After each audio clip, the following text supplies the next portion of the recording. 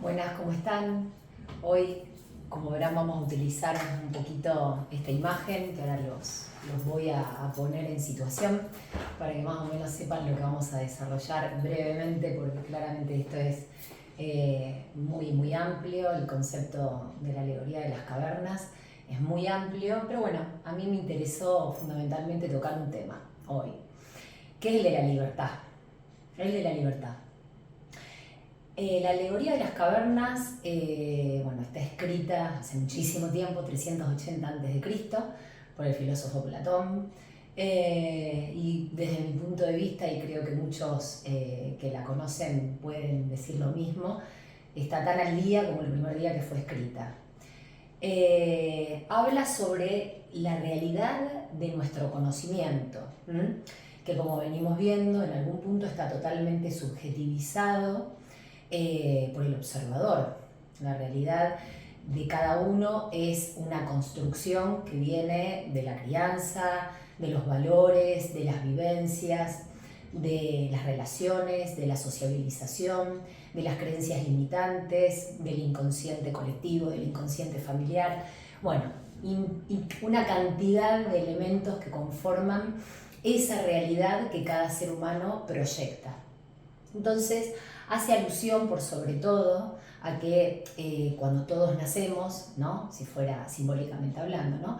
Todos nacemos y estamos presos, nacemos presos dentro de una caverna, esa es la realidad, esa es nuestra realidad, y dentro de esa prisión, en algún punto, lo único que observamos son el reflejo de algunas sombras, ¿sí?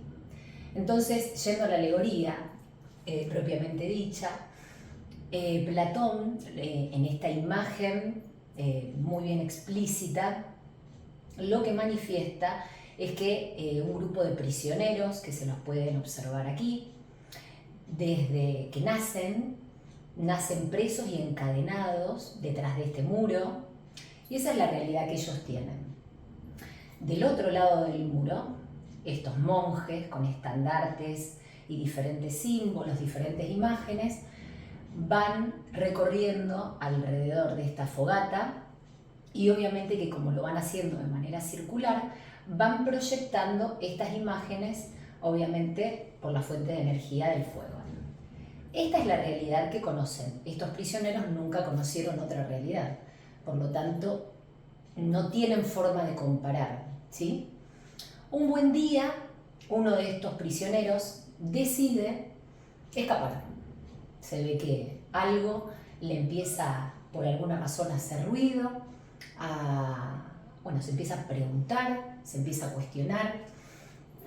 Algo ya le generó un quiebre.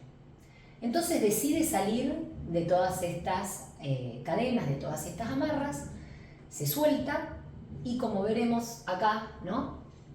Define, no antes cuestionándose, claramente, por todo el tiempo que había estado acá, en su zona conocida, en su zona de confort, diríamos ahora, se cuestiona, salgo o no salgo, pero bueno, define soltar las amarras del miedo y sale.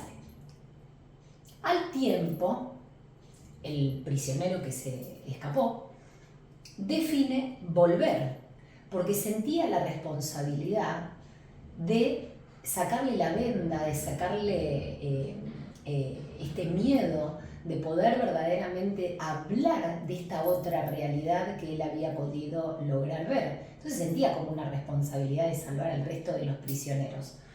Entonces, claro, decide volver.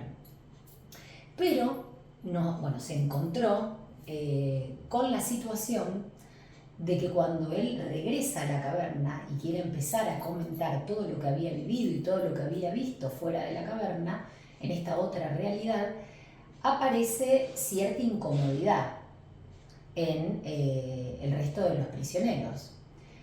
Platón plantea que el resto de los prisioneros podrían llegar hasta matar, inclusive al que viene con toda esta información de la afuera, si fuera necesario, con tal de mantenerse aferrados a la realidad conocida.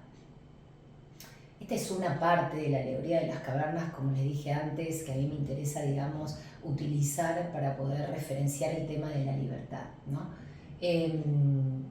Es hermosa, la alegoría es muy linda para poder verdaderamente trabajar en muchos aspectos, pero el tema acá de la libertad, yo fundamentalmente lo visualizo desde que somos nosotros las cadenas, somos el carcelero, somos las llaves, nosotros ocupamos ese lugar, ¿no? Frente a la vida, en la diaria, de ser las propias cadenas fuertes, pesadas, que nos amarran, que nos aferran a una realidad que probablemente no nos está llevando a un resultado deseado, pero como en automático estamos tan acostumbrados a vivenciarla, el solo hecho de pensarnos sin esa realidad nos genera estupor, nos genera desesperación, y como en algún punto se nos activa el niño interno desde algún bloqueante emocional, en este caso puede llegar a ser el del miedo a lo desconocido, a lo nuevo,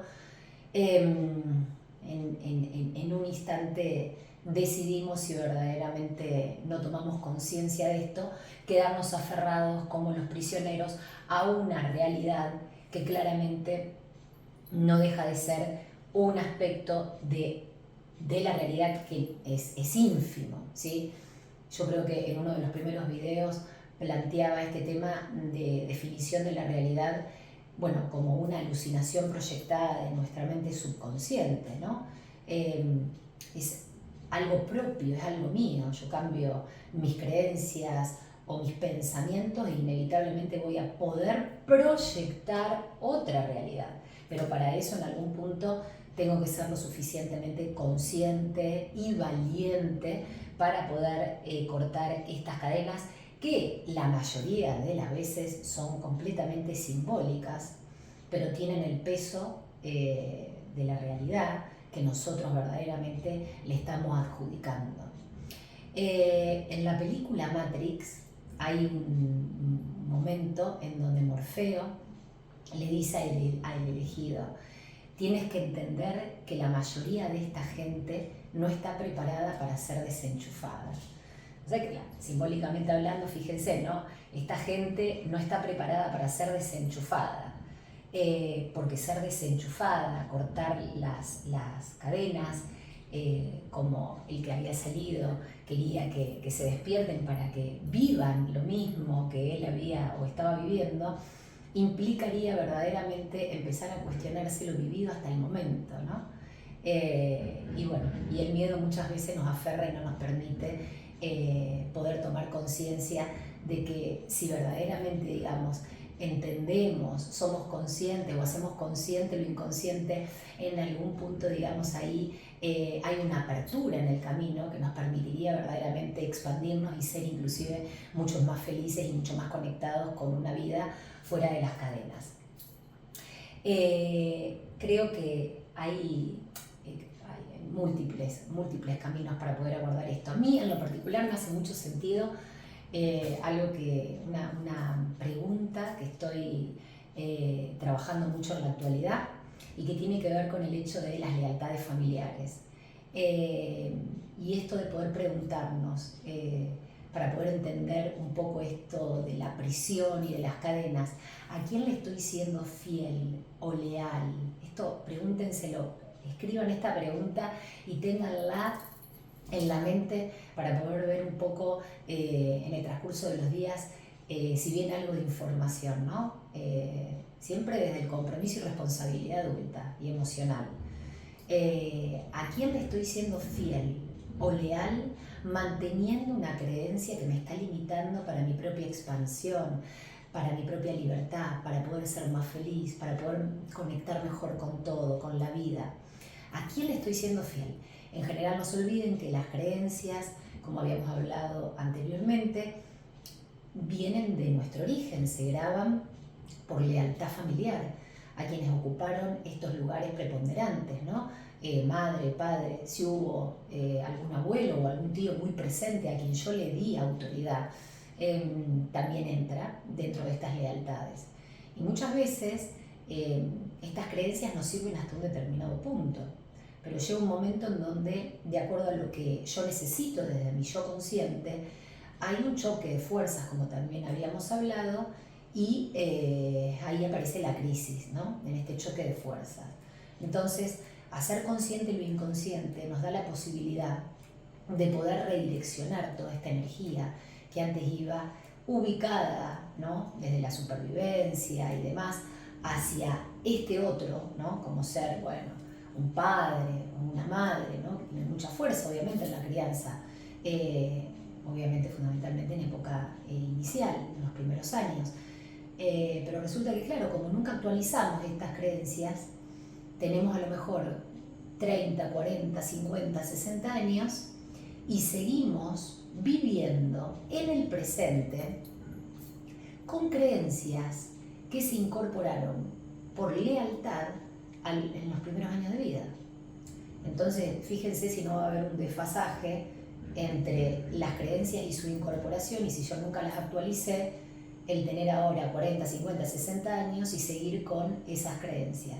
Algunas nos servirán, pero claramente muchas están desactualizadas y tenemos que hacer todo un trabajo introspectivo, un trabajo indagatorio para poder verdaderamente llegar al origen y poder soltar estas cadenas que se explicitan en la alegoría muy claramente. Entonces los dejo pensando, ¿a quién o a quiénes le estoy siendo fiel o leal con una o varias creencias limitantes? De hecho son muchas en general las que tenemos activas, a veces estamos tan dormidos que no nos damos cuenta, tan enchufados que no nos damos cuenta, pero bueno, empiecen con algunas.